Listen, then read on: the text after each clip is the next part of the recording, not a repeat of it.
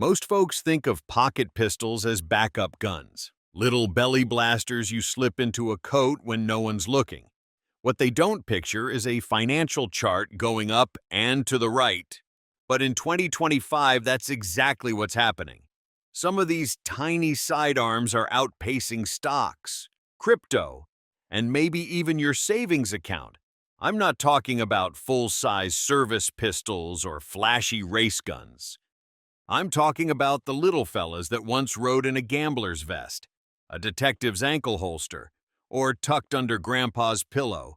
The kind of pistols that fit in your palm but carry a century of history. Over the past year, I've watched prices climb at auctions, on resale markets, and even in the back rooms of gun shops. Some models have doubled, others are quietly sneaking upward like a thief in the night. Today, we're diving into 20 pocket pistols climbing in value right now. The question is simple. Do you own one Colt 1903 pocket hammerless?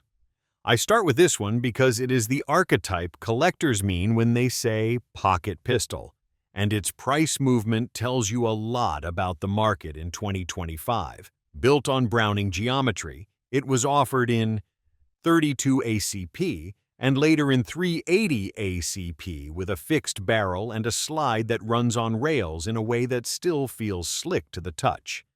What pushes values now are a few concrete things I have seen at auction and in dealer feeds, namely original finish examples, matching serial numbers, and any U.S. property or military contract markings. Those features push a run-of-the-mill 1903 from a safe filler into a coin of the realm. I mention the technical bits because condition and correct parts are everything here. But I also want you to picture handling one that still snaps like new and understand why someone will pay up for that experience. Colt Vest Pocket Model 1908. Tiny by any measure yet, big in collector lore. This Browning-designed .25 ACP pistol was meant for true deep concealment, and it shows in the proportions. Mechanically, it is simple and elegant with a single action trigger and a small slide that fits in the palm, which makes survival of original finishes and grips that much rarer. The market in 2025 has warmed to boxed and factory nickel examples, especially those with original grips or provenance notes. I have watched neat little runs at regional auctions where a pristine vest pocket will outpace other small Browning clones simply because people love the Colt name on a miniature package. That practical simplicity and the romance of original packaging explain the premiums. Colt Mustang, this is the modern classic among small autos from a later era, and collectors are building nostalgia-driven demand for the Mustang series in recent years. The Mustang is not a pre-war relic, but it is compact and 1911 influenced in feel with single-action operation and a short slide that mimics its larger cousin. Variants like the Pocket Light and certain discontinued finishes are the ones showing appreciable gains as buyers chase tidy examples with low round counts. I'm blunt about this one because it shows how the market will reward both historical icons and younger models once supply tightens or production changes. You get a modern manual of arms with a collector premium when the right combo of finish and provenance shows up. C-Camp LWS 32, if you want an extreme pocket pistol that also acts like an investment. The C-Camp is exemplary, purpose-built as a deep concealment single-action .32 ACP. It features a stripped-down slide to frame fit, fixed barrel for accuracy at short range, and a reputation for rock-solid reliability despite the tiny size. Limited early production runs and strict build quality make untouched examples worth more than the sum of their parts. In collector circles, C-Camps are coveted because they are essentially a boutique product with small serial runs and exacting tolerances. I have handled many, and I can tell you investors and collectors respect their engineering and are paying for that precision as much as for rarity. Walther PPK. If you mention pocket pistols and don't bring up the PPK, someone in the comments will call you out. This pistol is as much a pop culture icon as it is a finely made German sidearm, chambered in 32 ACP and 380 ACP with a barrel around 3.3 inches. It blends compact dimensions with that classic double-action, single-action trigger system. Technically, the fixed barrel design makes it surprisingly accurate for its size. Collectors in 2025 are chasing two things: pre-war examples with the high polish blue finish and wartime proofs, and post-war Manurin or interarms imports in clean condition. I have watched mint-boxed PPKs command well above book value because the Bond Association still drives desirability. But underneath the Hollywood sheen is a mechanically solid little pistol that has aged into an investment. Walther Model 9. Here we move from famous to almost forgotten. The Model 9 is a micro-sized 25 ACP pistol with a barrel just over 2 inches and an overall weight under 10 ounces. It is so small that loading it feels like playing with jewelry rather than hardware. But that is exactly what makes collectors chase pristine examples today. The technical appeal lies in its locked breech vest pocket design and the precision machining Walther applied even to its smallest product line. Surviving grips and magazines are hard to find, which is why a clean Model 9 sells at a premium in 2025. This is one of those cases where rarity of condition, not sheer production numbers, fuels the climb in value, and the tiny scale adds to its charm. Mauser HSC sleek lines and late 1930s German engineering make the HSC one of the most distinctive pocket pistols of its era. Chambered in 32 ACP with a 3.4-inch barrel and a smooth double-action trigger. It was carried by German police and military officers during World War II. Technically, the HSC's curved grip frame and streamlined slide were ahead of their time, giving it a futuristic look even by today's standards. Collectors zero in on wartime production with eagle proofs or occupation markings, and those have seen the steepest price increases in the last year. Even post-war production from Mauser has been gaining traction among enthusiasts who want a compact, reliable piece of history. The HSC proves that a pistol can be both elegant in design and lucrative in the resale market. Mauser 1910. This one goes back to the roots of early self-loading pistols, and you can feel it when you handle one, usually chambered in 25 or 32 ACP with a 3-inch barrel and a simple blowback system.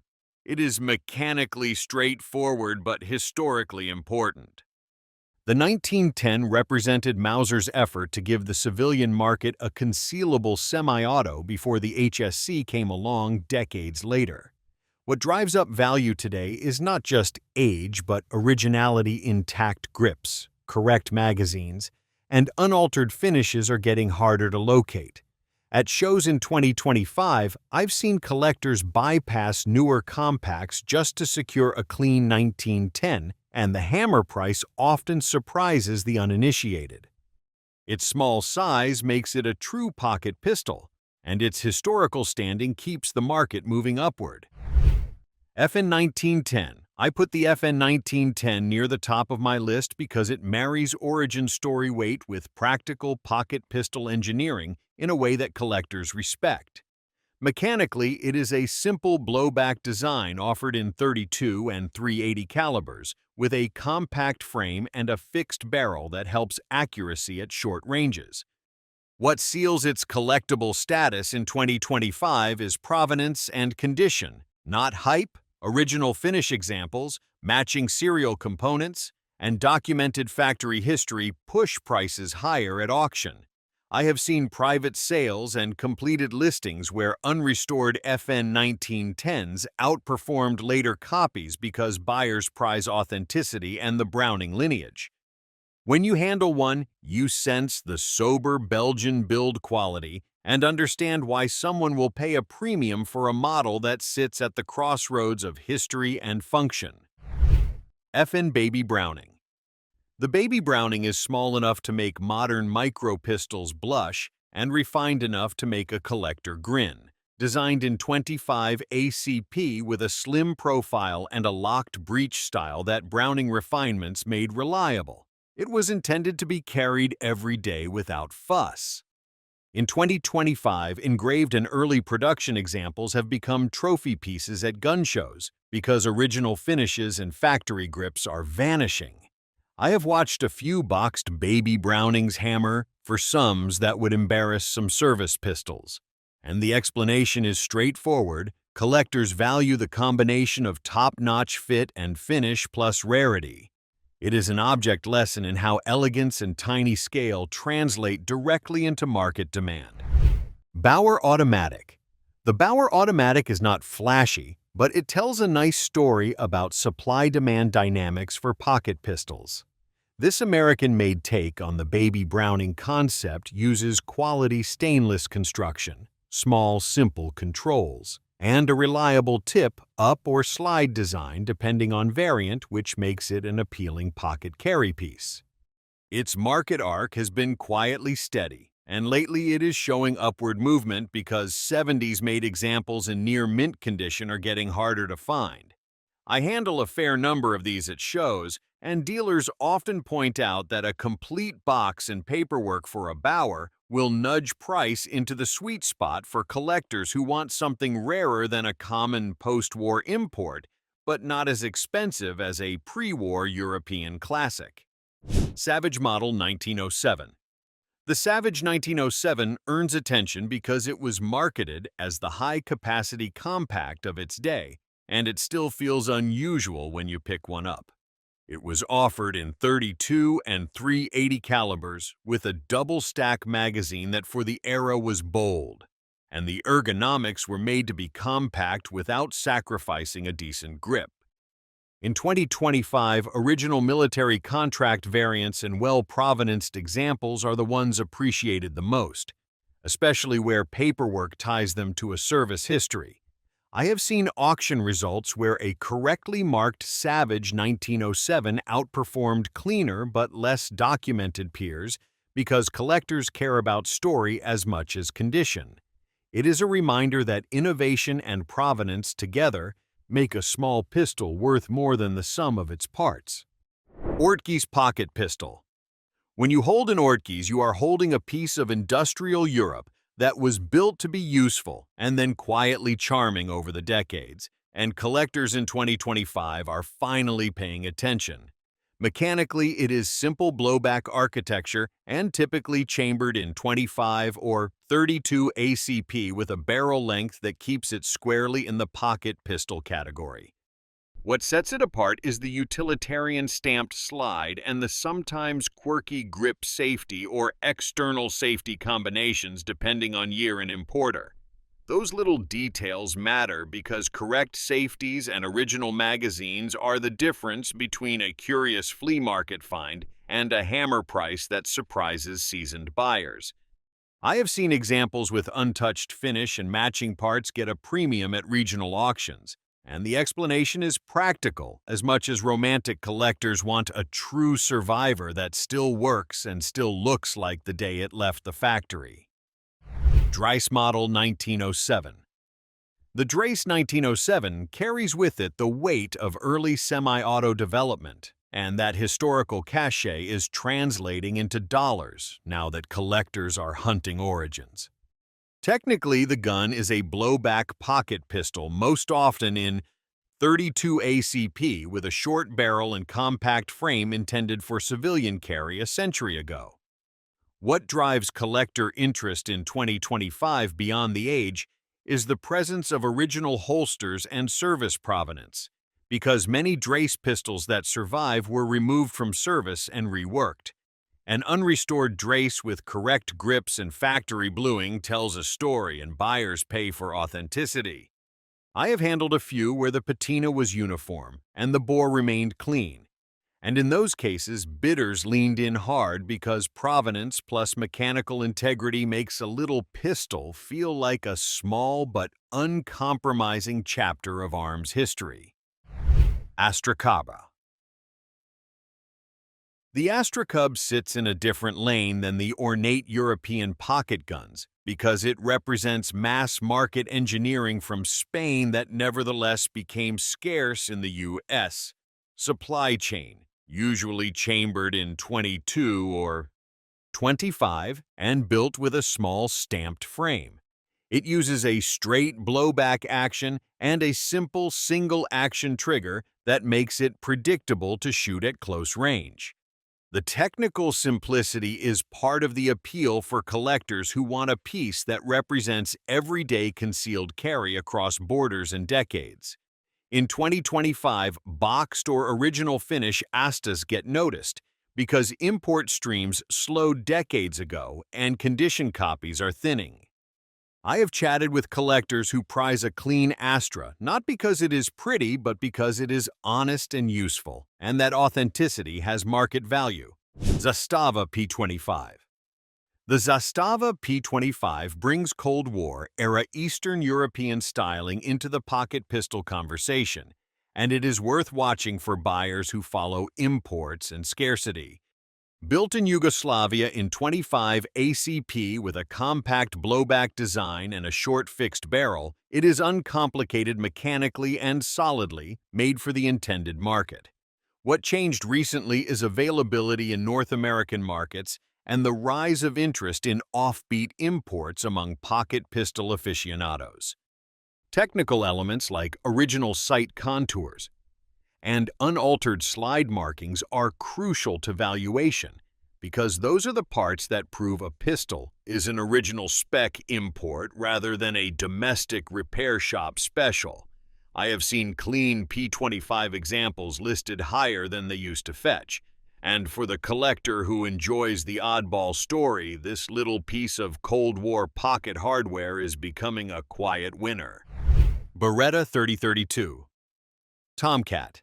The Tomcat is one of those pocket pistols that looks innocent until you remember it kicks like a cat and disappears in a pocket.